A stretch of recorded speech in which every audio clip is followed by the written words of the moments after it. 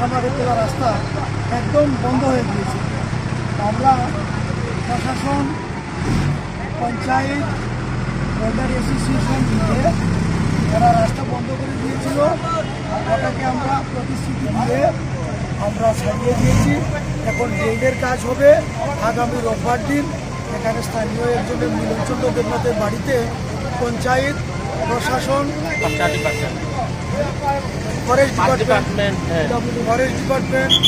তারপরে pollution control, PWD সবাই মিলে ওদের যাতে ওরা যা হয়েছে তা এবং ড্রেনের কাজ সব কিছু সুষ্ঠু সুন্দরভাবে যাতে করা যায় সেই ব্যবস্থা করার জন্য আগামী দিন সেই মিটিংটার ব্যবস্থা করা হয়েছে।